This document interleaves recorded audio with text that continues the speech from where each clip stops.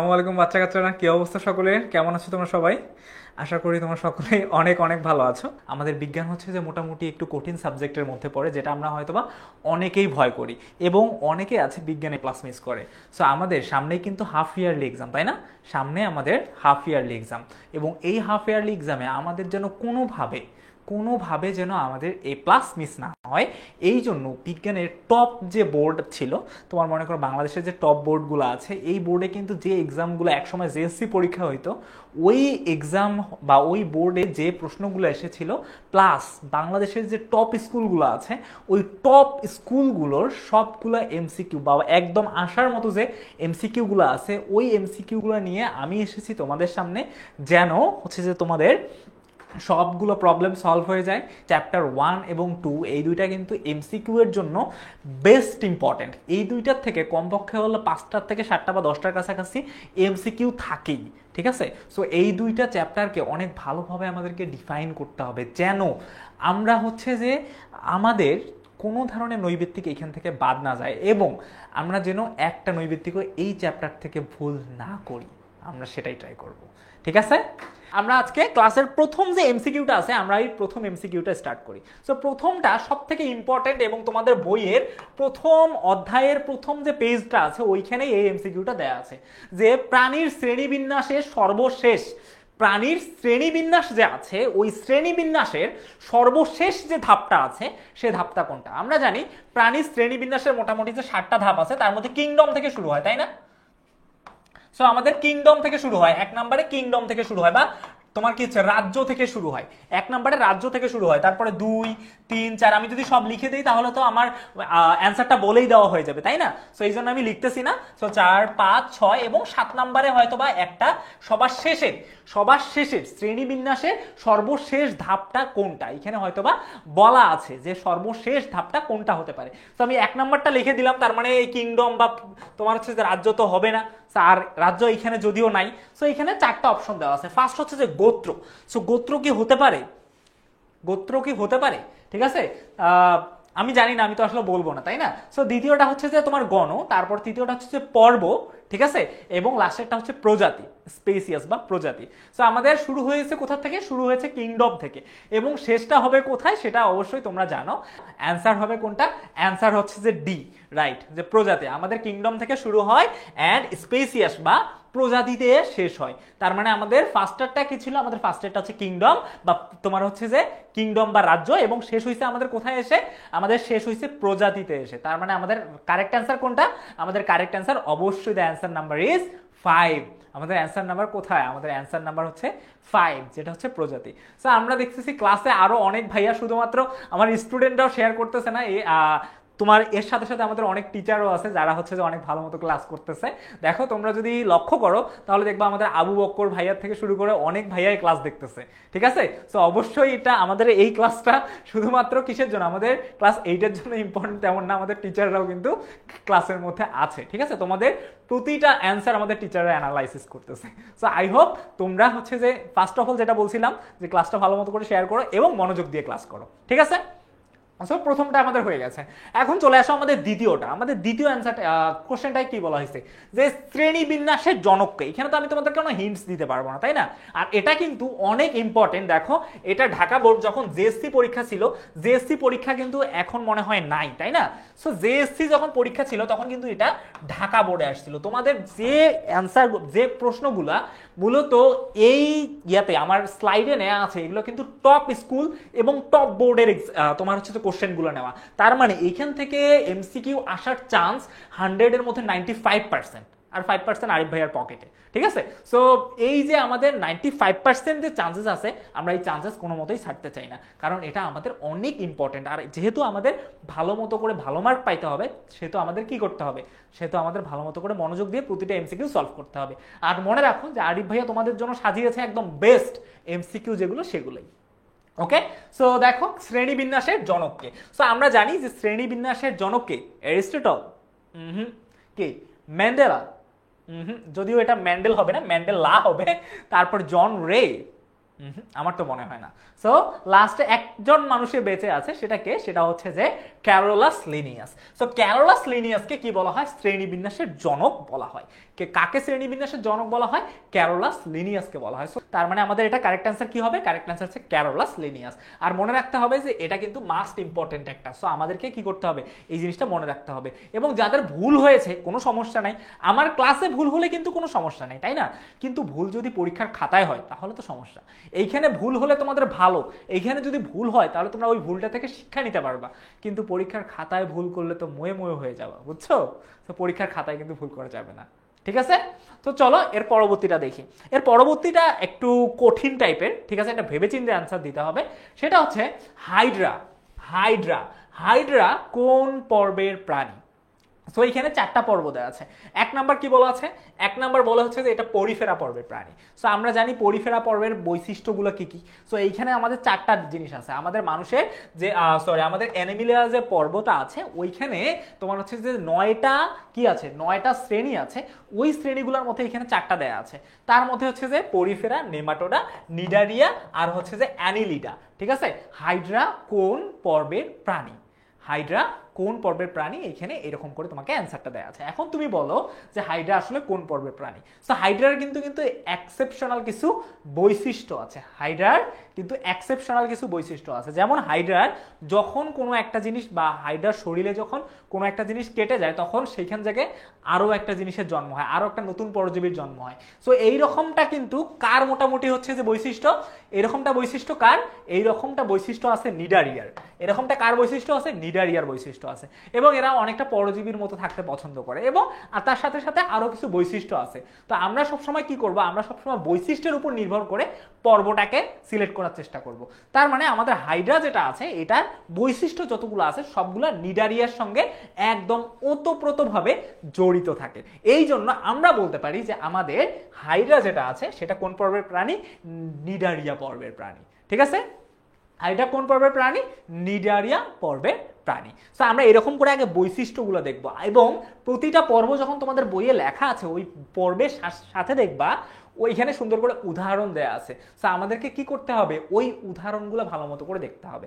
So আমি জানি যে এই বৈশিষ্ট্যগুলো হঠাৎ করে আমি যখন তোমার এমসিকিউটা বলতেছি হয়তো বা তোমার মাথায় বলতেছে ভাইয়া তোমার হচ্ছে যে আমার তো এতগুলো বৈশিষ্ট্য মনে রাখা সম্ভব না। তাহলে আমাকে কি করতে হবে? আমাকে উদাহরণগুলো মনে রাখতে হবে যে কোনটা আসলে কোন প্রাণীর, ঠিক আছে? তাহলে হয়তো বা আরো ভালোভাবে এই অ্যান্সারটা তোমাদের মনে থাকবে। ওকে, আচ্ছা ঠিক আছে। তো যারা যারা ভুল করছো তাদের জন্য আরো একটা ভালো সুখবর যে এইটা যদি পরীক্ষায় আসতো তাহলে কি করতো? তাহলে হয়তো বা ভুল হয়ে যেত, একটা মার্ক কেটে যাইতো। কিন্তু এখন তুমি ভুল করছো কিন্তু কারেক্ট অ্যান্সারটা জেনে গেছো, তার মানে তোমার একটা মার্ক তোমাদের জন্য বোনাস। 1 মার্ক তোমার জন্য বোনাস। আর একটা ভুলও কিন্তু আর তোমার হলো না, তাই না? তো চলো আমরা আমাদের পরবর্তী প্রশ্নের মধ্যে যাই। তো আমাদের পরবর্তী প্রশ্নটাও সেম টাইপের, একই ধরনের টাইপের। এটাও অনেকটা হচ্ছে যে ইম্পর্টেন্ট একটা কোশ্চেন এবং এইটা হচ্ছে রাজশাহী বোর্ডে আসা একটা প্রশ্ন, যেটাতে বলা হয়েছে যে শামুক কোন পর্বের প্রাণী। সো শামুকের যে পর্বটা আছে, শামুকের একটা খোলস থাকে, প্লাস হচ্ছে যে শামুকের মাথার অংশটা শক্ত থাকে এবং এটা আরেকটা কি দিয়ে খোলস দ্বারা আবৃত থাকে। তো অনেকগুলা মোটামুটি এই শামুকের কি আছে বলতো? শামুকের অনেকগুলা বৈশিষ্ট্য আছে। সো এইখানে এই যে 4টা আছে, একটা হচ্ছে মালাস্কা। নেমাটোডা কেমন? নেমাটোডা হচ্ছে যে অনেকটা সুতার মতো। তারপরে পরিফেরা অনেকটা কি রকম? পরিফেরা অনেকটা পরজীবীর মতো। এবং হচ্ছে যে অ্যানিলিডা কি? অ্যানিলিডা হচ্ছে যে অ্যানিলিডা কিরকম? অ্যানিলিডা হয়তো বা তোমার হচ্ছে যে একটার থেকে মানে একটা বস্তুর তোমার হচ্ছে যে আইস বা এইরকম অনেক কিছু থাকে।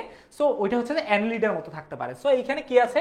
এইখানে খোলস আছে, প্লাস হচ্ছে যে মাথাটা শক্ত বা এইরকম অনেক কিছু একটা দেওয়া আছে, মানে কিছু কিছু পরিচয় ওটা দেওয়া আছে এবং ওইটার বৈশিষ্ট্য দেওয়া আছে।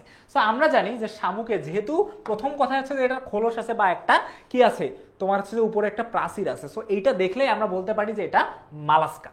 এটা দেখলেই আমরা বলতে পারি এটা মালাস্কা। শামুক কোন পর্বের প্রাণী? মলাস্কা পর্বের প্রাণী। ওকে ওকে, দ্যাটস ভেরি ফাইন। হ্যাঁ, তো চলো এরপর আমরা দেখি মানুষ কোন শ্রেণীর প্রাণী। এতক্ষণ থেকে তো এটা ওটা জীবজন্তু আমরা দেখলাম, তাই না? অনেকগুলো জীবজন্তু তো আমরা দেখলাম। এখন চলে আসি আমরা একটু মানুষের দিকে একটু নজর দিই। সো চলো, সো মানুষ কোন পর্বের প্রাণী বা মানুষ কোন শ্রেণীর প্রাণী, এখানে পর্বের কথা বলে নাই। আমরা অবশ্যই জানি যে মানুষ অ্যানিমেলিয়া পর্বের প্রাণী। সো অ্যানিমেলিয়ার যে বিভাগটা আছে এটাকে 9টা শ্রেণীতে ভাগ করা হয়েছে। কয়টা? 9টা শ্রেণীতে ভাগ করা হয়েছে। সো ওই 9টার মধ্যে এইখানে মানুষ কোনটার কাছে পড়ে? মানুষ কোনটা পড়ে? সো মানুষ কি উভয়চর? উভয়চর মানে কি? উভয়চর মানে জলে এবং স্থলে দুই জায়গাতেই বাস করতে পারে, তাকে বলা হয় উভয়চর। এটা কি করে? জলে এবং স্থলে, ঠিক আছে, জলে ও স্থলে, জলে এবং স্থলে এটা বাস করতে পারে। সো এরপরে আসো স্তন্যপায়ী, ঠিক আছে। স্তন্যপায়ী বলতে যারা হচ্ছে যে মানে করো ডাঙায় বাস করে বা হচ্ছে জলেও বাস করতে পারে, কিন্তু হচ্ছে যে তারা বেশিরভাগে ডাঙায় বাস করে, তাদের নটকর্ড আছে। মানে নটকর্ড মানে কি? তাদের মেরুদণ্ড আছে, তারপরে হচ্ছে যে তারা মায়ের দুধ খায়। সো তাদেরকে বলা হয় স্তন্যপায়ী প্রাণী, ঠিক আছে। সো এটাকে আমাদেরকে কি বলা হয়? তোমার হচ্ছে যে স্তন্যপায়ী হতে পারে কিনা আমি জানি না। সো তোমরা আমাকে কারেক্ট অ্যান্সার দিবা। আজকে তোমরাই আমার টিচার, ঠিক আছে, তোমরা আমার কারেক্ট অ্যান্সার দিবা। সো এরপর দেখো, এরপর হচ্ছে যে পক্ষীকুল বর্গের প্রাণী, মানে যাদের পাখা আছে বা আকাশে ওড়ে তাদেরকে বলা হয় পক্ষীকুল। আর সরীসৃপ বলতে যারা বুকের উপর ভর করে চলে, যেমন হচ্ছে সাপ। সো তোমরা যদি মানুষকে সাপ ভাবো সেটাও কিন্তু খারাপ না, অনেকেই মানুষকে সাপ ভাবে। বাট আমি তো ভাবছিলাম যে তোমরা বলবা যে মানুষ সরীসৃপ পর্বের প্রাণী, কারণ মানুষকে অনেকে ভাবে যে মানুষের মুখে বিষ আছে, মানুষ সাপের মতো। সো অনেকে হয়তো বা সাপ ভাবতেও পারো, কিন্তু আসলে বিজ্ঞান মানুষকে সাপ ভাবে না, ঠিক আছে। বিজ্ঞান মানুষকে কি ভাবে? বিজ্ঞান মানুষকে হচ্ছে যে স্তন্যপায়ী প্রাণী ভাবে, তাই না? সো দেখি আমাদের এটা কারেক্ট অ্যান্সার কি? হ্যাঁ, মানুষ কোন শ্রেণীর প্রাণী? স্তন্যপায়ী পর্বের প্রাণী। ওকে, সো তোমরা যদি যারা ভাবতেছো যে মানুষ সাপ, আসলে কিন্তু এটা মোটেও না, ঠিক আছে। তো চলো এর পরবর্তী এমসিকিউর মধ্যে আমরা চলে যাই। এর পরবর্তী এমসিকিউটা আমাদের এখানে বলা হয়েছে যে কোনটি অর্থোপোডা পর্বের প্রাণী? আর্থ্রোপোডা, ঠিক আছে, সব থেকে দামি একটা পর্ব। দামি বলতে এটা মানুষের মতো না, মানুষ তো দামি, মানুষের চোখের দাম আছে, কিডনির দাম আছে, আরো অনেক কিছুর দাম আছে, ঠিক আছে। তবুও এটা আরেকটা আছে, অনেকটা দামি একটা পর্ব, ঠিক আছে। কোনটি? আর্থ্রোপোডা পর্বের প্রাণী। এই পর্বের প্রাণীটা কেমন হয় আমি তোমাদেরকে বলি। সো এই পর্বের প্রাণীটা তোমার হচ্ছে যে খণ্ডায়িত থাকে। তুমি যদি তোমার হচ্ছে যে মনে করো চিংড়ি মাছ দেখো, চিংড়ি মাছ যদি তুমি দেখো, চিংড়ি মাছ কিরকম? মাথাটা এরকম, মাথায় পুঞ্জাক্ষী আছে, হ্যাঁ, মাথায় এরকম কাটা কাটা আছে, তারপরে এইরকম, তারপরে এইরকম খণ্ড খণ্ড, ঠিক আছে। আমি এটা জানি না কি সাপ আট করলাম নাকি, হ্যাঁ। তারপরে পা গুলো একদম জোড়া জোড়া, ঠিক আছে, এইরকম এইরকম থাকে। তার মানে তার দেহটা মূলত কি থাকে? তার দেহটা মূলত কি থাকে? খণ্ডায়িত থাকে, খণ্ড করার মতো থাকে, খণ্ডায়িত থাকে। মাথায় পুঞ্জাক্ষী থাকে, ঠিক আছে, এবং অ্যান্টেনার মতো এই যে দুইটা ইয়ে আছে, ঠিক আছে। সো এই অ্যান্টেনার মতো যে জিনিসগুলো আছে এই দুইটা আছে। সো এইটা হচ্ছে যে মোটামুটি আর্থ্রোপোডা পর্বের একটা প্রাণী। সো দেখো এইখানে কয়েকটা তোমার হচ্ছে অপশন দেওয়া আছে। তার মধ্যে ফার্স্ট অপশনটা কি দেওয়া আছে? শামুক। সো শামুকের তো খোলস আছে, আমরা জানি যে শামুক একটা আলাদা পর্বের প্রাণী। সো এটা অ্যান্সার না হওয়ার সম্ভাবনা বেশি। এরপর চলে আসছে কাকড়া, ঠিক আছে। সো কাকড়ার অনেকগুলো পা আছে ঠিকই, তবে খণ্ডায়িত কিনা সেটা তোমরাই আমার থেকে ভালো জানো, ঠিক আছে। সো কাকড়াও হতে পারে। এরপর জোক এবং তারা মাছ, তারা মাছের হয়তো বা পা অনেকগুলো হতে পারে। সো দেখে আমাদের কারেক্ট অ্যান্সার কি? হ্যাঁ, অবশ্যই আমাদের কারেক্ট অ্যান্সার হচ্ছে কাকড়া, ঠিক আছে। সো আমাদের কারেক্ট অ্যান্সার কি? আমাদের কারেক্ট অ্যান্সার হচ্ছে কাকড়া এখানে। সো কাকড়া হচ্ছে যে একটা অর্থোপোডার পর্বের প্রাণী। আর অবশ্যই আমাকে এটা মনে রাখতে হবে যে আমাদের দেহগুলো খণ্ডায়িত থাকে, তারপর অ্যান্টেনার মতো দুইটা ইয়া থাকে, এবং বইয়ের মধ্যে কিন্তু মোটামুটি ভালোভাবে তোমাদের এই বৈশিষ্ট্যগুলো দেওয়া আছে। আমাদের বৈশিষ্ট্যগুলো ভালো মতো করে মনে রাখতে হবে। কেন? ফর রাইট এমসিকিউ যেন আমরা আমাদের মতো করে ভালো মতো করে কারেক্ট অ্যান্সার দিতে পারি। ওকে ওকে, তো চলো আমরা এরপরের এমসিকিউটা দেখি। এরপরের এমসিকিউ কি বলা আছে? এরপরের এমসিকিউ বলা আছে আরশোলা। সো একটু আগেই আমরা একটা ইয়া দেখলাম, তোমার হচ্ছে যে একটা পর্বের প্রাণী দেখলাম। সো এটা আমি যদি তোমাদের দেখাই, আরশোলা দেখতে কেমন হয়? আরশোলা দেখতে এইরকম হয়, ঠিক আছে। তারপর হচ্ছে যে হয়তোবা এইরকম হয় আরশোলা দেখতে, তাই না? আরশোলা এমন হয় না, গর্দানটা একটু হচ্ছে যে চিকন থাকে। এরপর হচ্ছে যে আরশোলা দেখতে কেমন হয়? এইরকম হয়। ওকে, আরশোলা দেখতে এরকম হয় না? আমি কি ঠিক বলছি নাকি ভুল বলছি বলো তো? যাই হোক, পাখাও আছে আরশোলার। আমি তো দেখি অনেক ভালো আর্ট করতে পারি, আমি দেখি আর্টিস্ট হয়ে যাচ্ছি দিন দিন। পিছনে হয়তো পা থাকে। সো আরশোলা দেখতে অনেকটা এরকম হয়, তাই না? দেখো তো, আরশোলা অনেকটা এরকম হয় না দেখতে? ইয়েস। সো আরশোলা কোন পর্বের প্রাণী? একটু আগে আমি তোমাদেরকে কিছু বৈশিষ্ট্য বলেছিলাম, একটা দামি পর্ব বলছিলাম। যদি আরশোলা তেমন একটা দামি না, তবুও হচ্ছে যে মোটামুটি দেখো এটার পর্বের সাথে তোমাদের কোনো কিছু মিলে কিনা। যদি মিলে তাহলে এটার কারেক্ট অ্যান্সারটি কি অবশ্যই তোমরা আমাকে জানিয়ে দিবা, ঠিক আছে। সো আরশোলা কোন পর্বের প্রাণী? এটা যদি আমরা একদম চোখ বন্ধ করে এরকম করে বলি, তাহলে এটা অ্যান্সার হবে আমাদের 7 এর এ। কারণ আমার বেশিরভাগ স্টুডেন্ট কি কারেক্ট অ্যান্সার বলতেছে বাবা, আমাদের স্টুডেন্ট তো মোটামুটি একদম দেখতেছি বিজ্ঞানে তো দেখি 100তে 100। আরে আরিফ ভাইয়ের তো কোনো দরকারই নেই, আমার স্টুডেন্টই তো দেখি 100তে 100। হ্যাঁ, সো আর্থ্রোপোডা, আরশোলা হচ্ছে যে কোন পর্বের প্রাণী? অবশ্যই আর্থ্রোপোডা, রাইট? আরশোলা হচ্ছে আর্থ্রোপোডা পর্বের প্রাণী। হ্যাঁ জি স্যার, আমরা 100তে 100। ঠিক আছে, 100তে 100 থাকা অনেক ভালো। আচ্ছা, এরপরে দেখি, এখন চলে আসি আমাদের অ্যানিম্যালিয়া। আমাদের যে পর্বগুলো আছে ওই পর্বগুলোর একটা পর্ব হচ্ছে অ্যানিমেলিয়া। এখন অ্যানিমেলিয়াকে কয়টা ভাগে ভাগ করা যায়? অ্যানিমেলিয়াকে মোটামুটি কয়টা ভাগে ভাগ করা যায়? এখন তোমরা আমাকে অ্যান্সারটা দিবা, অ্যানিমেলিয়াকে কয়টা ভাগে ভাগ করা যায়। সো অ্যানিমেলিয়াকে এরকম কয়েকটা ভাগে ভাগ করা যায়।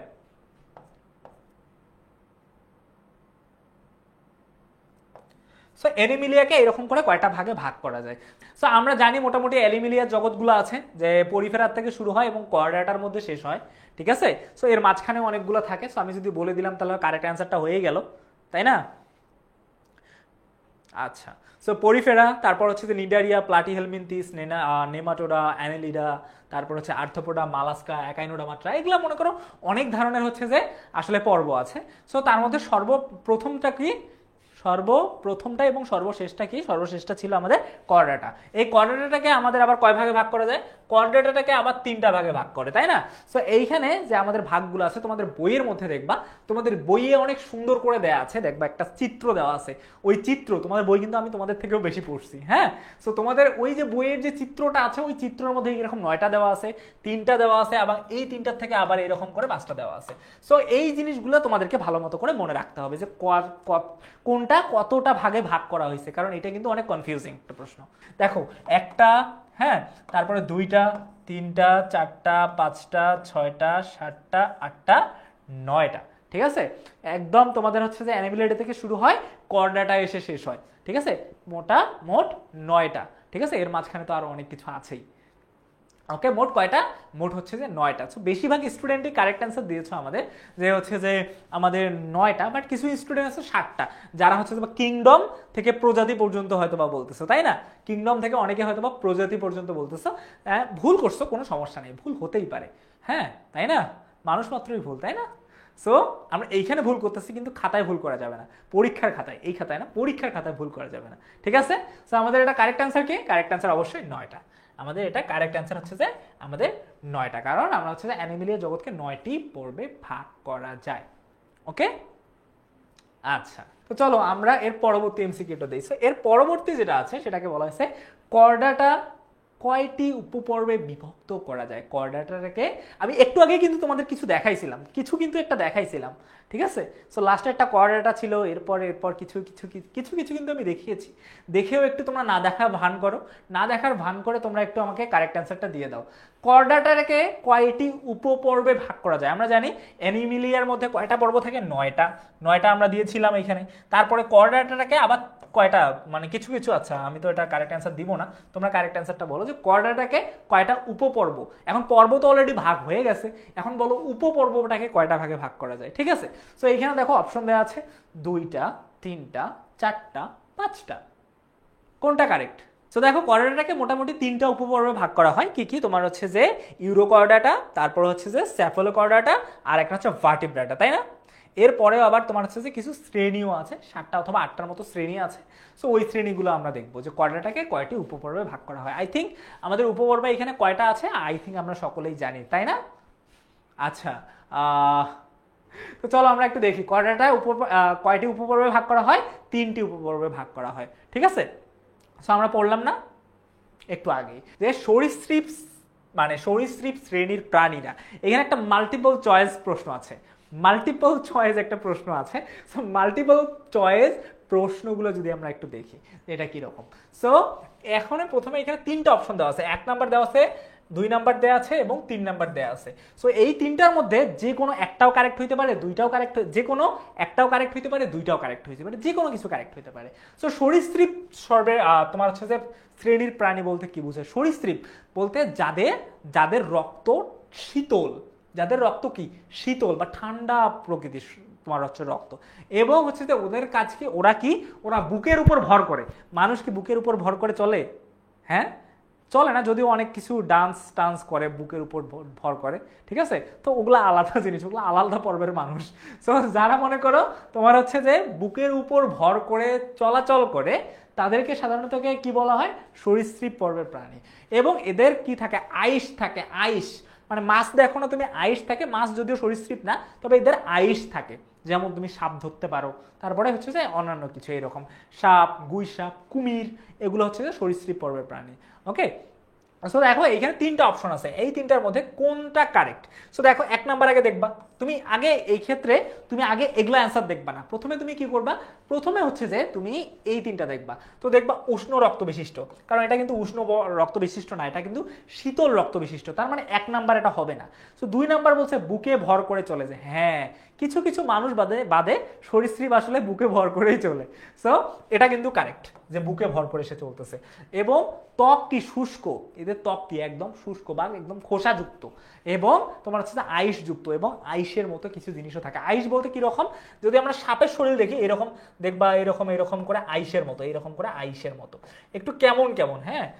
সো এটাকে বলো ত্বক শুষ্ক এবং আইসযুক্ত, তো এটাও কারেক্ট। তো আমাদের কারেক্ট অ্যান্সার এখানে কোনটা হতে পারে, 2 আর 3 আমাদের এখানে কারেক্ট, 1 নাম্বার কিন্তু ভুল। তো আমাদের বি নাম্বারে বলা হয়েছে যে 2 এবং 3, তার মানে আমাদের কারেক্ট অ্যান্সার কোনটা হতে পারে বলো তো, যে আমাদের কোনটা অ্যান্সার কি হবে, 2 বা বি নাম্বার, তাই না, বুকের উপর ভর করে চলে আর হচ্ছে যে কি শুষ্ক ও আইসযুক্ত, তাই না। সো আই থিঙ্ক আমাদের অ্যান্সার কারেক্ট। ওকে, এর পরবর্তীতে আমরা চলে যাই। এর পরবর্তীতে আছে আমাদের এমসিকিউ নাম্বার 11। এমসিকিউ নাম্বার 11 আমাদের বলা আছে যে কোন প্রাণীর লেজে নটোকর্ড থাকে, তার মানে এটা নটোকর্ড বলা হয়েছে, তার মানে হচ্ছে যে এটা কর্ডাটা পর্বের প্রাণী, তাই না। আচ্ছা, এটা কোন পর্বের প্রাণী, অবশ্যই নটোকর্ড আছে। নটোকর্ড মানে হচ্ছে যে কি, নটোকর্ড মানে কি, নটোকর্ড মানে হচ্ছে মেরুদণ্ডের মতো যে লম্বা হাড়টা থাকে সেটাকে বলা হয় নটোকর্ড। সো কোন প্রাণীর লেজে নটোকর্ড থাকে, সো এখানে দেখো 4টা অপশন আছে। একটা হচ্ছে যে তোমার হচ্ছে কোনটা, তোমার হচ্ছে যে পেট্রোমাইজন, তারপরে হচ্ছে যে অ্যাসিডিয়া, তারপর হচ্ছে যে ব্রাঙ্কিওস্টামা, এবং হচ্ছে যে মিক্সিন। এটা কিন্তু অনেক অনেক হার্ড একটা এমসিকিউ বাবা, এটা অনেক হার্ড একটা এমসিকিউ যে কোন প্রাণীর লেজে নটোকর্ড থাকে, ঠিক আছে। সো এইটা মোটামুটি একটু হার্ড আছে, দেখি তোমাদের কারেক্ট কে কারেক্ট অ্যান্সারটা দিতে পারো। এটা যদিও হচ্ছে যে তেমন একটা ইম্পর্টেন্ট না, বাট এটা একটু হার্ড আছে। অ্যাসিডিয়া কেমন একটা প্রাণী, অ্যাসিডিয়া হচ্ছে যে মোটামুটি এইরকম একটা প্রাণী, এটা দেখতে একটা কলসের মতো, এইরকম একটা প্রাণী, আমি সঠিক জানি না। তো এটা লেজের দিকে, লেজের যে সাইডটা আছে ওইখানে তোমার হচ্ছে যে কি থাকে, নটোকর্ড থাকে। নটোকর্ড মানে আমাদের যেমন মেরুদণ্ড আছে না, আমাদের মেরুদণ্ডকে কি বলা হয়, নটোকর্ড বলা হয় বা মেরুদণ্ড বলা হয়, ঠিক তেমন ওটা লেজের দিকে থাকে। যেমন কুমির, কুমিরের কিন্তু লেজের দিকে একটা তোমার হচ্ছে কি আছে, তোমার হচ্ছে নটোকর্ড আছে। সো যেহেতু কুমির এখানে অপশনে নাই, সো আমাদের অপশন কোনটা, অ্যাসিডিয়া। সো এমসিকিউ নাম্বার 12টা একটু ইজি আছে আই থিঙ্ক। সো দেখো কোনটি, কোন শিশু প্রাণীটি মায়ের দুধ পান করে বড় হয়, মায়ের দুধ পান করে বড় হয় কোন শিশু প্রাণীটি, ঠিক আছে, যে কোন শিশু প্রাণীটি মায়ের দুধ পান করে বড় হয়। তো আমরা জানি উট, গরু, ছাগল, ভেড়া এগুলো মোটামুটি কি করে, স্তন্যপায়ী প্রাণী, তার মানে মায়ের দুধ পান করে বড় হয়। সো এখানে উট অপশন আছে, তার এটা কারেক্ট হলেও হতে পারে। এরপর হচ্ছে হাঁস, আমি হাঁসকে তো কখনো হাঁসের বাচ্চাকে কখনো তো দুধ খাইতে দেখি নাই, সো আমি জানি না। এরপর কুমিরের, কুমির কি কুমিরের বাচ্চা দুধ খায় কিনা এটাও তো আমি জানি না, হ্যাঁ। আর এরপর সাপ। সো এই কয়েকটা জিনিস আশা করি এই 3টা অ্যান্সার আমাদের কারেক্ট না, আশা করি, তাই না। সো আমাদের কোনটা অ্যান্সার হতে পারে, আমাদের অ্যান্সার হতে পারে উট, কারণ এই 3টা প্রাণীর আমি কখনো দুধ খাওয়া দেখি না এক্স্যাক্টলি। সো আমাদের কারেক্ট অ্যান্সার কোনটা হবে, কারেক্ট অ্যান্সার হবে এ, যে উট। উট, গরু, ছাগল, ভেড়া এগুলো হচ্ছে স্তন্যপায়ী প্রাণী, এবং আমার ম্যাক্সিমাম স্টুডেন্ট কারেক্ট, ঠিক আছে। ঠিক আছে কামরুল ইসলাম, যে আমাদের সবগুলা অ্যান্সার একদম কারেক্ট।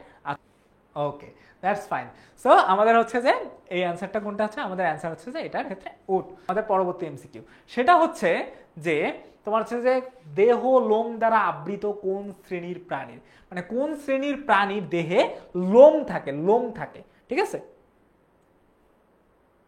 আছে তো আমার, ঠিক আছে, যদিও দেখা যাচ্ছে না, ঠিক আছে, তবুও আছে, আমি দেখতেছি। সো কারেক্ট অ্যান্সারটা কোনটা হবে সেটা আমাকে একটু জানাই দাও, ঠিক আছে। ওকে, সো এটা কারেক্ট অ্যান্সার কোনটা হবে, দেখো কোন প্রাণী দেহ লোম দ্বারা আবৃত, লোম থাকে, লোম, লোম। সো তুমি যদি গরু দেখো, তুমি গরুর লোম আছে না, গরুর লোম আছে, তারপরে হচ্ছে যে আর কিসের কিসের ল আছে, তুমি যদি আবার তোমার যদি অ্যান্সার মনে হয় সরীসৃপ, সাপের কি লোম আছে বাবা? সাপের বা কুমিরের কি লোম আছে? সাপের এবং ইয়ার কিন্তু লোম নাই, তোমার হচ্ছে যে কুমির একসবার কিন্তু লোম নাই, তার মানে সরীসৃপ অ্যান্সার না। এরপর চলে আসো উভচর। উভচর মানে যারা পানিতে এবং মাটিতে উভয়ে বাস করে, যেমন ব্যাং এগুলা। সো এগুলো ব্যাঙেরও তো কোনো লোম নাই। এরপর চলে আসো পক্ষীকুল। পক্ষীকুলের লোম আছে কিন্তু ওগুলাকে বলা হয় পাখা, আকাশে বাতাসে সে উড়ে বেড়ায়, ঠিক আছে। সো আমাদের কি পাখা, পক্ষীকুলের কি থাকে? পক্ষীকুলের থাকে পাখা, পাখা, পক্ষীকুলের কি থাকে? পাখা থাকে। হ্যাঁ, লোম দ্বারা আবৃত মানে চারদিকে লোম দ্বারা ঢাকা, এমনটা না। সো এরপরে দেখো আমাদের পক্ষীকুল, তার মানে সহজ সম্ভাবনা একটু কম। এরপর আসো স্তন্যপায়ী। স্তন্যপায়ী বলতে মানুষ। তো মানুষের দেখো কিন্তু মানুষেরও কিন্তু লোম আছে, মানুষ, তারপর হচ্ছে গরু, ছাগল, ঠিক আছে। এগুলো সবার লোম আছে কিনা বলো তো?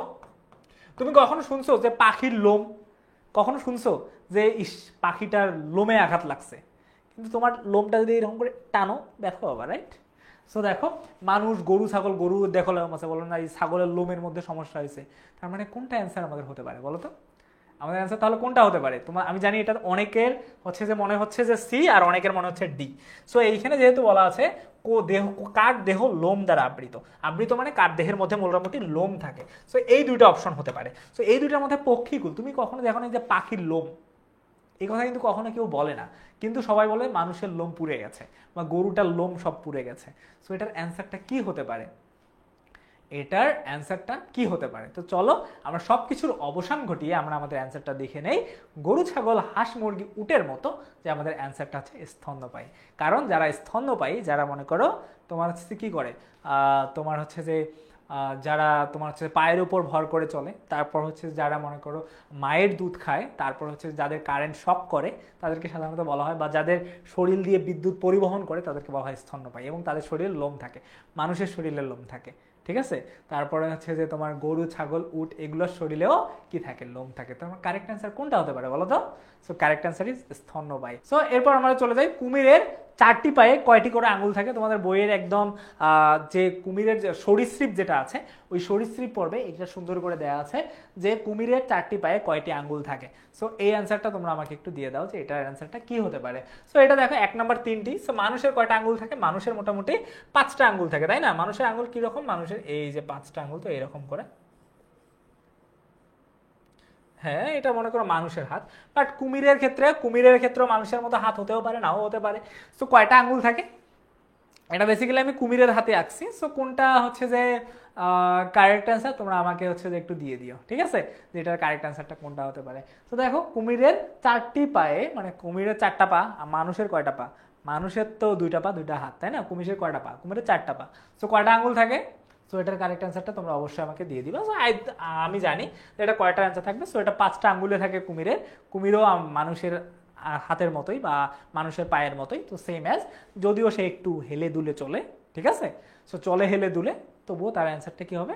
5, রাইট। সো কুমিরেরও 5টা আঙ্গুলে থাকে। সো এরপর আমরা চলে আসি আমাদের পরবর্তী অধ্যায়, অধ্যায় নাম্বার 2, চ্যাপ্টার নাম্বার 2। সব থেকে ইম্পর্টেন্ট একটা চ্যাপ্টার আমাদের সায়েন্স চ্যাপ্টারের মধ্যে, এবং সব থেকে কঠিন একটা চ্যাপ্টার, যেটার নাম হচ্ছে কোষ বিভাজন। কোষ কিভাবে বিভাজন হয়? সো কোষ বিভাজন মূলত আমরা যে তোমার হচ্ছে যে ইয়াগুলো দেখি, মোটামুটি মোট যে 2টা পর্যায় আছে, একটা হচ্ছে যে কি মাইটোসিস, মিওসিস, তাই না? সো মাইটোসিস এবং মিওসিস এই দুটো আমরা সব থেকে বেশি পড়ি। সো এই 2টা কোষ বিভাজন নিয়ে আমাদের এই চ্যাপ্টারটা, এবং এই চ্যাপ্টার থেকে বিশ্বাস করো তোমাদের অনেক কয়েকটা এমসিকিউ আসবে, ঠিক আছে, এবং সব থেকে ইম্পর্টেন্ট এমসিকিউ এখান থেকে আসবে, এবং একটা সৃজনশীল প্রশ্ন এসকিউ, ঠিক আছে, একটা সিকিউ, ক্রিয়েটিভ কোশ্চেন। সো একটা এখান থেকে তোমার হচ্ছে যে প্রশ্ন আসার সম্ভাবনা অনেক বেশি, অনেক অনেক অনেক বেশি। সো এটা তোমাদেরকে কি করতে হবে? মাথায় রাখতে হবে যে এই চ্যাপ্টারটা অনেক ইম্পর্টেন্ট একটা চ্যাপ্টার। ওকে, সো চলো দেখি যে মিওসিস কোষ বিভাজনের বৈশিষ্ট্য কোনটি? মিওসিস মিওসিস কোষ বিভাজনের বৈশিষ্ট্য কোনটি? এখানে প্রথমটা বলা হয়েছে এটি দেহ কোষে ঘটে, তার মানে আমাদের দেহ কোষে ঘটে থাকে। তারপরে এটা তোমার হচ্ছে যে এটি সমীকরণ এটি সমীকরণিত বিভাজন না, এটা আসলে না, এটা সমীকরণ মেধে করে না। আমরা জানি যে মিওসিস মোটামুটি কি হ্রাসমূলক একটা বিভাজন। হ্যাঁ, সো এটা নিউক্লিয়াস একবার বিভাজিত হয় না ক্রোমোজোম একবার বিভাজিত হয়। সো সি এবং ডি অথবা এ সি ডি এই তিনটার মধ্যে একটা হতে পারে। কারেক্ট অ্যান্সার হচ্ছে যে আমাদের ডি, যে এটা ক্রোমোজোম একবার তোমার হচ্ছে বিভাজিত হয় এবং নিউক্লিয়াস দুইবার বিভাজিত হয়। সো আমি দেখতেছি বেশিরভাগ অ্যান্সারটাই ছিল ডি, তার মানে আমাদের অ্যান্সারটা মোটামুটি কারেক্ট আছে। ঠিক আছে, সো এর পরবর্তীটায় আমরা চলে যাই। কারণ মিওসিস দেখো, মিওসিস কোষ বিভাজনটা আমি তোমাদের বুঝাই দেই, আবার বলবো যে ভাইয়া চলে গেল, আমরা অনেকেই হয়তো বা ভুল বললাম, অনেকে সি বলতেছি। হ্যাঁ, সো আমরা একটু দেখি, নিউক্লিয়াসটা একবার না, নিউক্লিয়াস দুইবার বিভাজিত হয়, ক্রোমোজোম একবার। সো আমাদের মিওসিস কিরকম, মিওসিস অনেকটা এরকম, তাই না? এই একটা দুইটা তিনটা চারটা, ওকে, তারপরে একটা দুইটা তিনটা চারটা। সো এইখানে কি হয়, এইটার থেকে এই পর্বটার থেকে এরপর আমাদের কি হয়, এরপর এই পর্বত থেকে এইখানে একটা একটা করে চলে আসে, তাই না? একটা একটা করে চলে আসে, এইখানে একটা চলে আসে, এইখানে একটা চলে আসে। এবং দেখো আমাদের যেটা আছে সেটা ঠিকই ছিল, এবং লাস্টেরটা গিয়ে আমাদের কি হয়ে যায়, এন হয়ে যায়।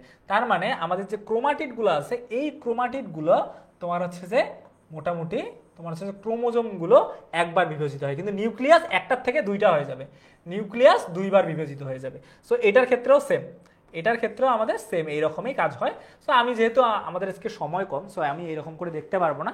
সো তোমরা যারা যারা আমার ক্লাস করেছো, আমি জানো যে কোষ বিভাজন কিভাবে আমরা কি করতে যাচ্ছি, সেটা আমরা আই থিঙ্ক দেখে দিয়েছি। সো এখানে কারেক্ট অ্যান্সার কি ছিল, ক্রোমোজোম একবার বিভাজিত হয়, আর হচ্ছে যে নিউক্লিয়াস দুইবার বিভাজিত হয়। এটা হচ্ছে মাইটোসিসের মিওসিসের সিস্টেম। ওকে, আই থিঙ্ক আমাদের এটার অ্যান্সার সাথে আমরা কারেক্ট। সো এটাও এরকম করে, এটাও সেম অ্যাজ, ওকে, এটা নিউক্লিয়াস কিন্তু দুইবার বিভাজিত হয়, যার কারণে সি নাম্বার অ্যান্সার কিন্তু কারেক্ট অ্যান্সার কি, ক্রোমোজোম একবার বিভাজিত হয়, এটাই হচ্ছে কারেক্ট অ্যান্সার। ওকে, সো এর পরবর্তী অ্যান্সার আমরা চলে যাই। ওকে, সো সেটা হচ্ছে অপাত্য ক্রোমোজোমগুলো বিপরীত মেরুতে আসে কোন ধাপে। এটা মাইটোসিসের ধাপ বলতে হয়েছে, মাইটোসিস অপত্য মানে নতুন যে ক্রোমোজোমগুলো আছে বিপরীত মেরুতে আসে। আমরা জানি কয়টা ধাপ আছে, প্রোফেজ, প্রথম ধাপটার নাম কি, প্রোফেজ, তারপরে কি প্রোমেটাফেজ, সো প্রোমেটাফেজ, এরপর কি আমাদের হচ্ছে যে মেটাফেজ, তারপর কি অ্যানাফেজ, আরেকটা কি, আরেকটা হচ্ছে যে টেলোফেজ।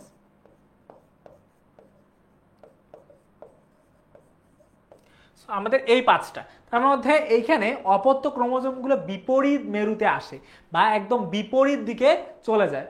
কোথায় চলে গেল, সো বিপরীত দিকে চলে যায় কোন ধাপে। সো প্রথম ধাপে কি হয়, প্রথম ধাপে মূলত নিউক্লিয়াসটা আমাদের সুগঠিত থাকে, এবং ওই নিউক্লিয়াসটার কি হয় বলতো, প্রথম যে ধাপটা থাকে ওই প্রথম ধাপে আমাদের নিউক্লিয়াসটা থাকে, একদম নিউক্লিয়াসটা সুন্দর করে থাকে, এবং তখন একটা তন্তুর মতো বা একটা কতগুলো দাগ এরকম থাকে প্রথম ধাপে, তাই না? প্রথম ধাপে এরকম কি কতগুলো দাগ থাকে নিউক্লিয়াসের পাশাপাশি। দ্বিতীয় ধাপে ওই দাগগুলো একটু একদম স্পিন্ডল তন্ত্রের মতো হওয়া শুরু করে, স্পন্ডল তন্তুর মতো হওয়া শুরু করে, এবং মাঝখানে কি থাকে, ক্রোমোজোমটা থাকে। এর পরের ধাপে কি হয়, একদম স্পিন্ডল তন্তু গঠন হয়, তাই না? এরপর স্পিন্ডল তন্তু গঠন হয়। এরপরে অ্যানাফেজের দিকে ওই স্পিন্ডল তন্তুগুলো কি হয়ে থাকে, একদম তোমার হচ্ছে বিভাজিত হয়ে একদম দুইটা, একটা এই কিছু জিনিস আছে যে এই দিকে চলে যায়, আর কিছু জিনিস আছে এই দিকে চলে যায়, এবং স্পিন্ডল তন্ত্র অনেকটা কি হয়ে থাকে, একদম বিভাজিত হওয়ার মতো শুরু করে, মানে সরি বিভাজিত না, একটু হওয়ার মতো শুরু হয়, একটু দূরে সরে যাওয়ার মতো হয়ে যায়, এবং শেষ ধাপে এসে দুইটা নতুন নিউক্লিয়াসের জন্ম হয়, তাই না? সো এইরকম পাঁচটা ধাপে এরকম করে হয়ে যায়। সো এইখানে যদিও আমি ওই রকম করে তোমাদের এক্সপ্লেইন করতে পারতেছি না, সময় কম, তো আমাদের এখানে কারেক্ট অ্যান্সার কোনটা হবে, কারেক্ট অ্যান্সার হচ্ছে আমাদের টেলোফেজ। টেলোফেজে আমাদের মোটামুটি দুইটা অপত্য মানে হচ্ছে নতুন যে ক্রোমোজোমগুলো সৃষ্টি হয় ওগুলো দুই মেরুতে, কিছুগুলো আছে এই মেরুতে যায়, কিছুগুলো আছে নিচের মেরুতে যায়। তার মানে আমাদের অ্যান্সারটা কি হবে, আমাদের অ্যান্সারটা হচ্ছে টেলোফেজ। সরি, দুইটা দুই মেরুতে চলে যায়, এটার অ্যান্সারটা আমাদের কোনটা হবে, টেলোফেজ, একদম সবার শেষেরটা, দুইটা নতুন নিউক্লিয়াস দুই দিকে চলে যায়, এটার অ্যান্সার হচ্ছে যে টেলোফেজ। ওকে, সো এর পরবর্তীতে যাই, মাইটোসিসের কোন ধাপে ক্রোমোজোমগুলো ইংরেজি বর্ণমালা আই জে এরকম থাকে, আই জে এল, হ্যাঁ, তারপরে হচ্ছে যে এই রকম হয়ে থাকে IJLK, এই রকমের মতো হয়ে থাকে ইংরেজি বর্ণমালা IJLK এগুলোর মতো হয়ে থাকে। যেহেতু এখানে শুধুমাত্র জে দেওয়া আছে, সো তোমরা ধরে নাও এই জে এর মতোই হতে থাকে বা জে এর মতোই হয়। সো এটার কারেক্ট অ্যান্সারটা কি হবে? এক নাম্বার দেওয়া আছে প্রোফেজ, মেটাফেজ, অ্যানাফেজ, টেলোফেজ। এটার কারেক্ট অ্যান্সারটা কি হবে আমাকে একটু জানাই দাও তো, আমি একটু পানি খেয়ে নেই। ওকে, সো দেখো মাইটোসিসের কোন ধাপে ক্রোমোজোমগুলো ইংরেজি বর্ণমালা জে এর মতো হয়ে যায়? সো ইংরেজি বর্ণমালা কিসের মতো হয়ে যায়? জে এর মতো হয়ে যায়। সো এখানে কি বলা হয়েছে? IJKL এগুলোর মতো হয়ে থাকে। সো এটা কোন ধাপে? প্রথম ধাপে কি হয়ে যায়? প্রথম ধাপে দেখো এইরকম করে, ও তো একদম এরকমই থাকে, ক্রোমোজোমগুলো মাঝখানেই থাকে। ক্রোমোজোমগুলো কোথায় থাকে? মাঝখানে থাকে। দ্বিতীয় ধাপে ওই ক্রোমোজোমগুলো মোটা আর খাটো হয়, আরো মোটা এবং খাটো হয় এবং এইরকম থাকে, তখন মোটা এবং খাটো হয় এবং এগুলা এক্স এর মতো থাকে, এগুলো এক্স এর মতো থাকে। আর পরে যখন দুই দিকে টান ধরে তখন কি হয়ে যায়? তখন হচ্ছে যে আমাদের এটা থাকে আমাদের তোমার হচ্ছে যে প্রোমেটাফেজ, এটা মেটাফেজ এবং অ্যানাফেজের ক্ষেত্রে তখন এইগুলা আরো মোটা এবং খাটো হয়ে IJK এগুলোর আকার ধারণ করে। তার মানে আমাদের প্রোমেটাফেজ এবং মেটাফেজের পর আমাদের কোন ধাপ? অ্যানাফেজ। সো আমাদের অ্যানাফেজ ধাপে মূলত কি হয়? অ্যানাফেজ ধাপে আমাদের ইংরেজি বর্ণমালা IJK এগুলোর মতো করে অ্যান্সার হয়ে থাকে পারে। তো আমাদের কারেক্ট অ্যান্সার হচ্ছে যে অ্যানাফেজ। ওকে, কারেক্ট অ্যান্সার কি? অ্যানাফেজ। তো চলো আমরা আমাদের পরবর্তী এমসিকিউ এর মধ্যে চলে যাই। আমাদের পরবর্তী এমসিকিউটা খুব বেশি ইম্পর্টেন্ট। এটা হচ্ছে যে আমাদের লাস্ট যখন JSC পরীক্ষা হয়েছিল তখন সেটা আসছিল, যে হচ্ছে যে দিনাজপুর বোর্ড এত এবং কিছু স্বনামধন্য স্কুলেও এটা আসছিল যে এই অ্যান্সারটা কি হবে? মানবদেহে কত জোড়া ক্রোমোজোম থাকে? কত জোড়া ক্রোমোজোম থাকে? 22 জোড়, 23 জোড়, 24 জোড়, 25 জোড়। সো মানবদেহে মোটামুটি কয়টা থাকে? তোমার হচ্ছে যে 44টা ক্রোমোজোম থাকে সাধারণ, আর 2টা ক্রোমোজোম থাকে অসাধারণ, বা হচ্ছে যে আমাদের কিসের জন্য? আমাদের হচ্ছে জনন কোষের জন্য। সো টোটাল আমাদের কয়টা থাকে? 46টা ক্রোমোজোম থাকে। তো আমাদের কারেক্ট অ্যান্সার কোনটা হতে পারে? তোমরা আমাকে একটু জানিয়ে দাও যে কত জোড়া ক্রোমোজোম থাকে, এটার কারেক্ট অ্যান্সারটা কি হতে পারে? আমাকে একটু তোমরা সকলেই জানিয়ে দাও। ওকে, ঠিক আছে। মানবদেহের মোট 23 জোড়া ক্রোমোজোম থাকে, যেগুলা 22 জোড়া সাধারণ কাজের জন্য, আর 2 জোড়া হচ্ছে যে এক জোড়া হচ্ছে যে আমাদের জনন কোষের জন্য বা জনন কাজের জন্য। ঠিক আছে, সো এটাই হচ্ছে যে আমাদের মূলত মানবদেহে কত জোড়া ক্রোমোজোম থাকে এটার সংক্ষিপ্ত বিবরণ। ওকে, মানবদেহে 23 জোড়া ক্রোমোজোম থাকে। ওকে, এর পরবর্তী আমরা অ্যান্সারটা চলে যাই। সেটা হচ্ছে মাইটোসিস কোষ বিভাজনের কোন ধাপটি স্বল্প স্থায়ী? সব থেকে কম সময় স্থায়ী হয়, সব থেকে কম সময়ের জন্য স্থায়ী হয় কোন ধাপটি? সো আমি তোমাদেরকে আগে বলে দেই। সো এইখানে একটা জিনিস আছে প্রোফেজ, এখানে একটা ধাপ আছে প্রোফেজ, সব থেকে লম্বার মতো চলে। তারপরে হচ্ছে যে আরেকটা আছে মেটাফেজ। সো এই ধাপ দুইটার মধ্যে একটা ছোট্ট একটা ধাপ আছে যেটার নাম হচ্ছে যে এই ধাপের অর্ধেক, তার নাম হচ্ছে প্রোমেটাফেজ, এবং এটা সব থেকে স্বল্প স্থায়ী ধাপ, প্রোমেটাফেজ, যেটা আমাদের সব থেকে স্বল্প স্থায়ী ধাপ। ওকে, সো অলরেডি তোমরা অ্যান্সার বুঝে দিতে পারছো যে এই দুইটার মধ্যে প্রোফেজ এবং মেটাফেজের মধ্যে বা মাঝখানে যেটা ধাপ থাকে সেটা সব থেকে স্বল্প এবং সব থেকে কম সময়ে এটা ঘটিত হয়। তো এটা কারেক্ট অ্যান্সার কি হতে পারে? কোন ধাপটি সব থেকে স্বল্প স্থায়ী? কোনটা কারেক্ট অ্যান্সার? তো দেখা যাক, আমাদের এখানে কারেক্ট অ্যান্সার হচ্ছে যে প্রোমেটাফেজ, যে প্রোমেটাফেজ সব থেকে স্বল্প স্থায়ী। ঠিক আছে, এইটাই হচ্ছে যে আমাদের একদম সব থেকে স্বল্প স্থায়ী প্রোমেটাফেজ ধাপ। ওকে, এর পরবর্তীটায় চলে যায়। কোষ বিভাজনের কোন ধাপে নিউক্লিওলাস বিলুপ্ত হয়? তার মানে আমাদের এখানে একদম নতুন একটা কোষ বিভাজনের শুরু করে। তার মানে এইটা কিন্তু অনেকটা ইম্পর্টেন্ট একটা এমসিকিউ, এবং এই এমসিকিউটা কিন্তু আমাদের আসার সম্ভাবনা মোটামুটি আছে যে কোন ধাপে নিউক্লিয়াস তো কখনো বিলুপ্ত হবে না, নিউক্লিওলাস। সো আমরা যদি এটা দেখি, সো প্রোফেজ ধাপে কি হয়? প্রোফেজ ধাপে মোটামুটি ওই নিউক্লিওলাসটাকে আস্তে আস্তে মানে হওয়া শুরু করে, তোমার হচ্ছে ভেনিশ হওয়া শুরু করে, এবং তোমার হচ্ছে যে এই যে যখন প্রোমেটাফেজ ধাপটায় আসে, প্রোমেটাফেজ তখন ওই নিউক্লিওলাসটা কেমন হয়ে যায় জানো? এটা নিউক্লিয়াস এবং নিউক্লিওলাসটা একদম এইরকম হয়ে যায়, প্রায় বিলুপ্ত হওয়ার মতো হয়ে যায়, এবং মেটাফেজ ধাপে এসে এটা বিলুপ্ত হয়ে যায়। তার মানে কারেক্ট অ্যান্সার কোনটা হতে পারে? এটা নিউক্লিওলাস প্রায় বিলুপ্ত হয়, আমাদের কারেক্ট অ্যান্সার এটা কোনটা হতে পারে? হ্যাঁ, তোমরা যেটা ভাবতেছো এইটাই, যে এটার ক্ষেত্রেও আমাদের অ্যান্সার হবে প্রোমেটাফেজ, কারণ এই ধাপেই মোটামুটি আমাদের কি হয়ে থাকে? নিউক্লিওলাস নিউক্লিয়াসের মধ্যে যে ছোট্ট একটা বিন্দুর মতো থাকে ওইটা, ঠিক আছে। সো এটার ক্ষেত্রেও আমাদের নিউক্লিয়াসও বিলুপ্ত হয় কোথায়, প্রোমেটাফেজ যে ধাপটা আছে এই ধাপের মধ্যেই। ওকে, আচ্ছা, এর পরবর্তী এমসিকিউ যদি আমরা চলে যাই, সো নিউক্লিক অ্যাসিড, তো তোমরা জানো যে আমাদের তোমার হচ্ছে যে দুইটা নিউক্লিক অ্যাসিড আমাদের শরীরের মধ্যে থাকে, তার মধ্যে সরি আমি এটা অ্যান্সার বলে দিচ্ছি। সো আমাদের নিউক্লিক অ্যাসিডের মধ্যে আমরা দুইটা অ্যাসিড জানি, হ্যাঁ, তো আমার হচ্ছে যে ডাইনামোক্স আর একটা হচ্ছে যে রাইবোসোম RNA। সো এই দুইটা আমরা মোটামুটি নিউক্লিক অ্যাসিড আমরা জানি যে নিউক্লিক অ্যাসিড তোমার হচ্ছে যে NA, ঠিক আছে। সো এই যে দুইটা আছে এই দুইটা আমাদের হচ্ছে যে আমাদের নিউক্লিক অ্যাসিড, যেগুলা একটা আমাদের কি করে থাকে, একটা আমাদের দেহের তোমার হচ্ছে যে সংক্রামককে সাহায্য করে, আর একটা আমাদের দেশে আমাদের জন্য বা আমাদের যে বংশগতির বাহক বা আমাদের যে বংশগতি আমাদের যে ঠিক থাকে সেই ঠিক থাকার জন্য আমাদের ডিএনএটা কার্যকর হয়। সো আমাদের এই দুই ধরনের নিউক্লিক অ্যাসিড পাওয়া যায়। তার মানে আমাদের একটা কারেক্ট অ্যান্সার কি হতে পারে, তোমরা আমাকে একটু জানাই দাও তো। Correct answer is answer none other than answer 2, B number। আচ্ছা, that's great. Okay, fine. So এর পরবর্তীটায় চলে যাই, সেটা হচ্ছে যে কোনটিতে মাইটোসিস কোষ বিভাজন ঘটে। এটা অনেক ইম্পর্টেন্ট আছে, প্লাস হচ্ছে যে একটু তোমার কি একটু সমস্যা বা একটু কঠিন একটা তোমার হচ্ছে যে এমসিকিউ, যে কোনটি মাইটোসিস কোষ বিভাজনে ঘটে। সো মাইটোসিসের ক্ষেত্রে কোনটা ঘটে থাকে।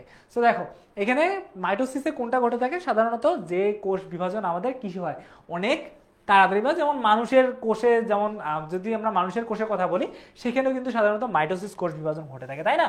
মানুষের কোষের ক্ষেত্রেও আমাদের মাইটোসিস কোষ বিভাজন কিন্তু মোটামুটি ঘটে থাকে। সো এইখানে দেখো কোনটিতে মাইটোসিস কোষ বিভাজন ঘটে, তো এখানের মধ্যে আমাদের মলাস্কা পর্বের প্রাণী যেটা আছে সেইখানে আমাদের এখানে ঘটতে পারে। তার মধ্যে মনে করো ব্যাকটেরিয়াতে তোমাদের কোন পর্ব ঘটে, মিওসিস ঘটে, ব্যাকটেরিয়া মিওসিসের কারণে হয়ে থাকে। তারপর হচ্ছে ইস্টে তোমাদের হচ্ছে যে ইস্ট, তো মনে করো ইস্ট আর ছত্রাক, এই দুইটা আমাদের কি, এই দুইটা হচ্ছে যে মূলত আমাদের কোষ বিভাজন পুরা কোষটা কি বিভাজিত ওই রকম করে হয় না, বা কোষ বিভাজনের নিয়ম মানে না। সো কারেক্ট অ্যান্সারটা সম্ভবত অ্যান্সার ডি হতে পারে। যে এটা একটু কনফিউজিং, আমিও কনফিউজ যে এটার অ্যান্সার কি হতে পারে। সো আমরা একটু যদি দেখি, সো এটা আমার অ্যান্সার আসলে ডি, যে ঝিনুকে আসলে মাইটোসিস কোষ বিভাজন ঘটে থাকে। তো তোমরা একটু ভালো মতো করে এটা মনে রাখিও যে এটার অ্যান্সার হচ্ছে যে অ্যান্সার নাম্বার ডি, ঝিনুকে মাইটোসিস কোষ বিভাজন ঘটে থাকে যদি এই চারটা অপশন থাকে। ওকে, বাট এটা আমার কাছে অতটা ইম্পর্টেন্ট মনে হয় নাই, তবুও আমি এটা রাখছি যেহেতু আমাদের ঢাকা বোর্ডে আসছিল। ওকে, এর পরবর্তী চলে যাই, প্রতিটি ক্রোমোজোম লম্বালম্বিভাবে বিভক্ত হয়ে দুটি ক্রোমাটিড গঠন করে কোন ধাপে। ক্রোমাটিড, দুটি ক্রোমোজোম লম্বালম্বিভাবে একদম ক্রোমোজোম কি হয়ে যায়, একদম বিভক্ত হয়ে গিয়ে ক্রোমাটিড গঠন করে কোন ধাপে, এইটার অ্যান্সারটা আমি তোমাদের সকলের কাছ থেকে চাই। ওকে, সো আমি প্রথম নয়তো লাস্ট বলতে এই প্রথম আর এই লাস্টের কথা বলি নাই। সো প্রতিটি ক্রোমোজোমের ক্ষেত্রে আমি বলছিলাম যে দুইটা ক্রোমাটিড, সেটা হচ্ছে এক নাম্বার হচ্ছে যে প্রোফেজ, প্রথম হচ্ছে যে প্রোফেজ, আর নয়তো লাস্টের কথা বলছিলাম যে 5 নাম্বারের কথা বলছিলাম টেলোফেজ।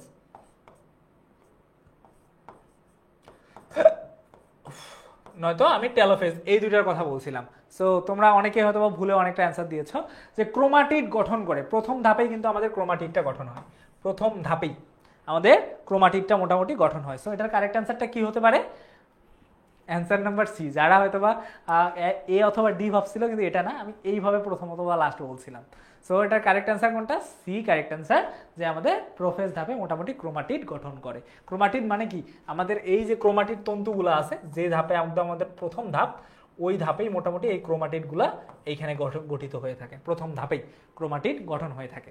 ওকে, আচ্ছা, এর পরবর্তীতে আমাদের চলে যাই, মিওসিস কোষ বিভাজনে একটি কোষ থেকে কয়টি অপত্য কোষের সৃষ্টি হয় মিওসিস কোষ বিভাজনে। সো আমরা মোটামুটি মাইটোসিস জানি, মাইটোসিসে কি হয়, প্রোফেজে একটা থাকে, প্রোফেজের মধ্যে একটা থাকে, আর টেলোফেজে গিয়ে কয়টা হয়, প্রোফেজে গিয়ে একটা থাকে, 1 নাম্বার ধাপে কয়টা থাকে, একটা থাকে, আর 5 নাম্বার ধাপে এসে দুইটায় পরিণত হয়, তাই না।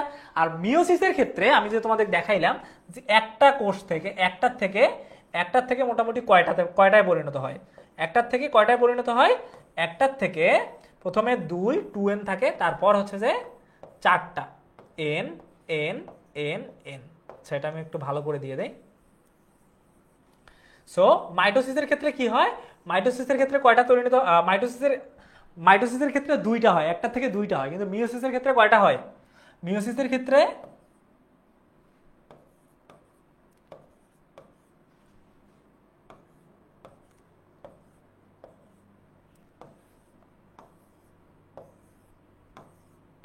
সো মিওসিস কোষ বিভাজন হচ্ছে এটা হচ্ছে মিওসিস কোষ বিভাজন।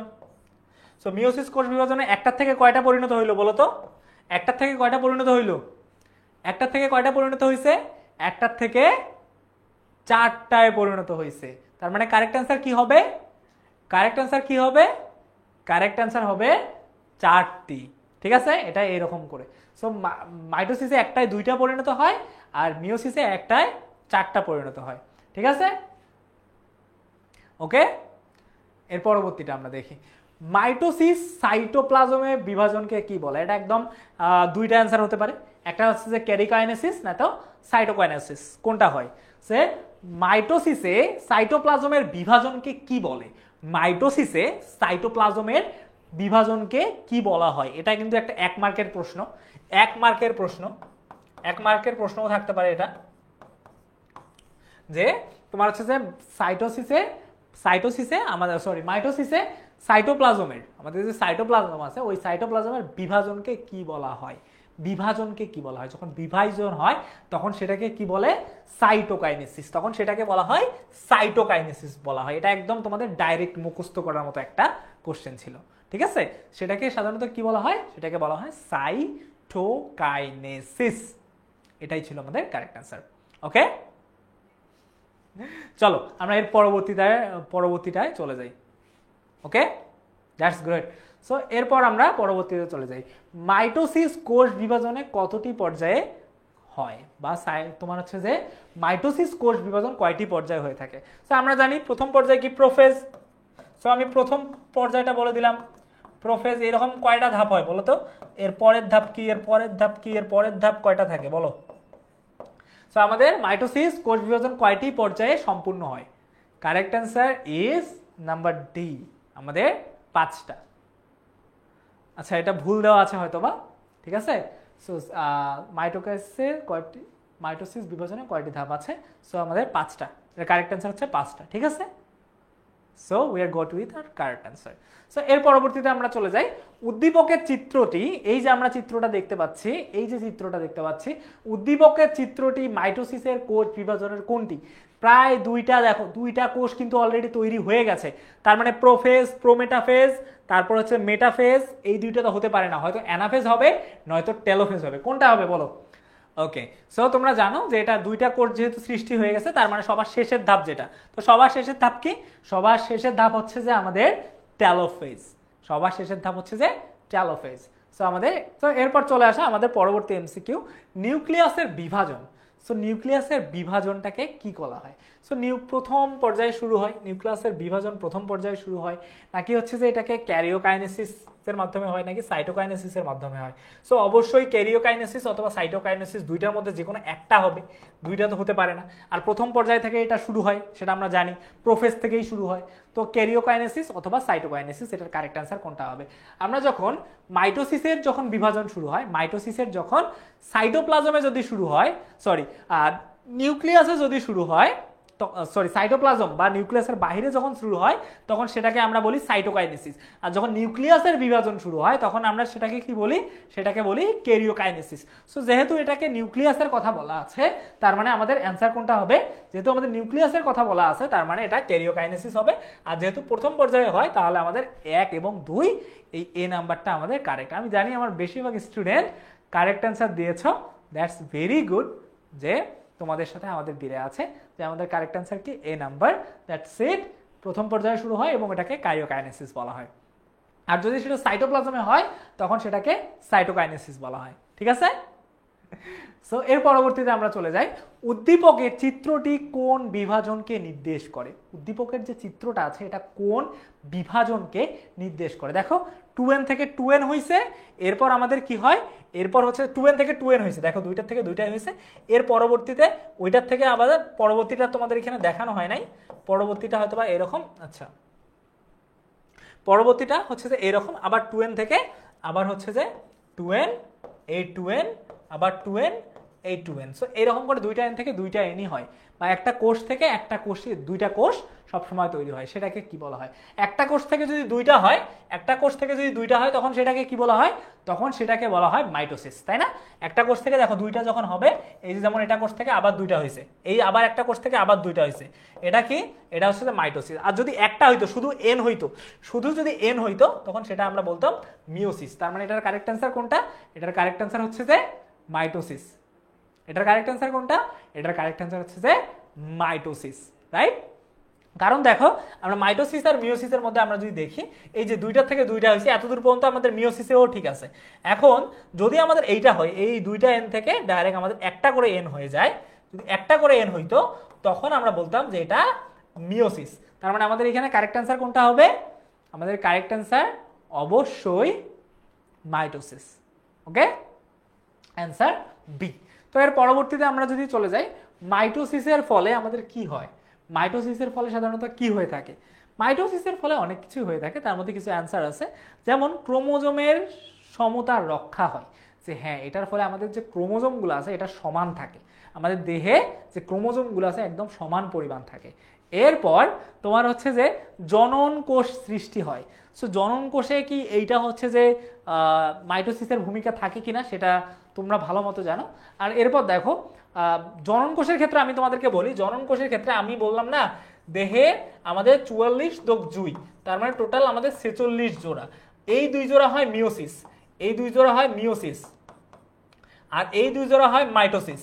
না সরি, এই 44-এর ক্ষেত্রে হয় মাইটোসিস, আর এই দুই জোড়ার ক্ষেত্রে হয় মিওসিস।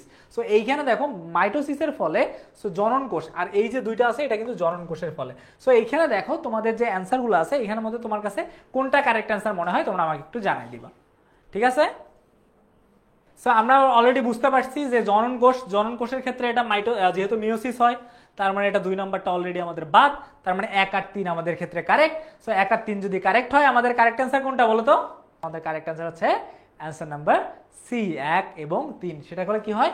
ক্রোমোজোমের সমতা ঠিক থাকে এবং হচ্ছে যে জৈবিক দেহের বৃদ্ধি হয়। কিন্তু জনন কোষ মিওসিসের ফলে হয়, বুঝছো? মাইটোসিসের ফলে না। কারেক্ট অ্যান্সার আমরা বুঝে গেছি আই থিঙ্ক। ওকে, এরপর চলে যাই, আর মাত্র এইটার পর আমরা আর একটা এমসিকিউ সলভ করব, ঠিক আছে? সো এইটা দেখি যে নিউক্লিওলাসের, এটার পরবর্তীতে আমরা শেষ করে দিব। সো নিউক্লিওলাসের পূর্ণ আবির্ভাব, তার মানে নিউক্লিওলাস মানে নিউক্লিয়াসের মধ্যে যে একদম নিউক্লিওলাসটা থাকে। নিউক্লিওলাস কোনটা?